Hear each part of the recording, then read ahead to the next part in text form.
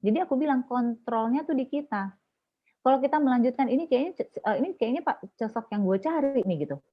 Kemudian kita memperdalam, kenalan namanya siapa, mulai dari hey, morning, apa segala macam. Udah, itu kita membuka pintu dan dipastikan bisa terjadi perselingkuhan. Tapi begitu kita tahu bahwa, ini tipe gue banget. Oh tapi enggak, gue bersyukur dengan apa yang gue punya.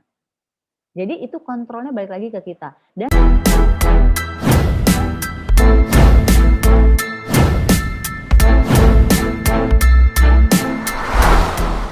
oke, jadi gini, ya ungkapan itu ada benarnya juga gitu ya, tapi artinya nggak semua orang kayak gitu. Karena kalau semua orang kayak gitu akan setiap kita yang satu tim dengan lawan jenis berarti bisa terjadi perselingkuhan gitu ya. Artinya itu bisa iya, bisa tidak gitu. Balik lagi ke mana? Ke konsep dirinya kita gitu. Balik lagi kita batasan apa enggak. Sebenarnya memang rentan ketika kita bekerja sama dengan lawan jenis. Apa kalau intensitas ketemunya kita, komunikasinya kita tuh lebih daripada intensitas kita dengan pasangan kita. Ini satu hal yang perlu di garis bawahi gitu ya. Ini yang perlu harus dipahami. Tentunya adalah kalau menurut saya kita yang harus punya batasannya. Karena ada kok di luar sana yang mereka punya tim, punya partner lawan jenis, namun tidak terjadi yang namanya tadi itu apa namanya perselingkuhan gitu. Ada gitu, aman-aman aja dan baik-baik aja gitu. Karena satu, mereka hanya berbicara ranah profesional. Dan kita, di sini mereka bilang kontrol diri ini penting. Ketika kita tidak membuka ranah personal, maka bisa dipastikan hubungan kerja itu berjalan lancar. Jadi ketika ranah personal tuh apa?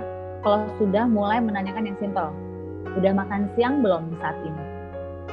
Ya kan? Karena itu peluang pintu. Ketika kita bilang, belum, aku kirimin makanan ya. Nah, itu udah terjadi komunikasi yang personal. Tapi kalau kita batasin dengan hanya pembicaraan masalah profesional aja, dan kalau hanya sekedar ngasih gift karena achieve sesuatu, itu masih profesional. Tapi kalau ada intensitas yang menanya rutinitas kita dan kebutuhan kita, itu ranahnya udah personal. Jadi kita juga harus punya kontrol diri. Karena yang namanya perselingkuhan itu, sering ketemu nggak sering ketemu, kontrolnya ada di kita. Lah sekarang banyak kok perselingkuhan di dunia maya, ya kan? Mereka jarang ketemu secara fisik. Tapi ketika dibuka, di open kesempatan untuk kita di ranah personal, maka kemungkinan terjadinya perselingkuhan antara rekan kerja, rekan satu tim itu sangat tinggi. Karena kita punya intensitas yang sangat tinggi juga bertemu dan diskusi dengan tim kita yang lawan jenis itu. Oke, kita tahu ya kalau namanya dalam hidup rumah tangga, ini kita konteksnya bicara rumah tangga atau berpasangan ya gitu ya, kita pasti ada yang namanya naik turun gitu ya. Kita nggak mungkin ada lihat rumah tangga itu normal-normal aja terus kayaknya bahagia selalu, itu nggak ada gitu. Pasti kehidupannya itu up and down. Kalau aku bilangnya roller coaster life. Jadi itu wajar nggak? Wajar. Justru ketika rumah tangga nggak ada masalah, saya mempertanyakan, ini mempunyai rasa sayang nggak? Mempunyai rasa cinta nggak gitu? Atau mempunyai rasa memiliki nggak? Kok kayaknya nggak pernah ada masalah gitu kan? Nah, kendalanya adalah ketika kita merasa ada masalah, kalau kita larinya ke hal yang lain, maka perselingkuhan bisa terbuka. Kita ambil dia mereka-mereka yang rumah tangganya long lasting, bahagia, happy, ya sampai terakhir gitu kan. Mungkin ini banyak panutan kita adalah orang-orang tua kita ya atau nenek kakek kita gitu ya, mereka happy gitu sampai tua gitu. Karena ketika mereka punya masalah, mereka nggak lari ke orang lain, mereka larinya ke keluarga, atau bahkan mereka kembali ke agamanya, lebih taat, lebih berdoa, menjadi bahan introspeksi diri. Nah itu yang kita nggak temuin di pasangan zaman sekarang, bukan semuanya ya, tapi kebanyakan. Ketika mereka punya masalah dengan pasangannya, mereka curhat dengan siapa? Satu, oke, curhatnya langsung ke teman. Kalau temennya mempunyai positif value, kalau temennya akhirnya bilang, emang gitu, dalam rumah tangga, santai bro, lu butuh selingan, kelar. Akhirnya, oh iya ya, jangan lupa pada saat kita punya masalah, secara psikis nih kita lagi nggak ajek, lagi abu-abu. Kadang yang salah jadi kelihatan baik, terus kadang yang baik jadi terlihat monoton, karena kita kondisinya nggak benar. Kedua, kalau misalnya kita berbicara dengan teman lawan jenis, ini peluang kedua justru kita membuka pintu untuk punya hubungan dengan si yang orang kita curhatin. Nah mulailah akhirnya merasa nyaman.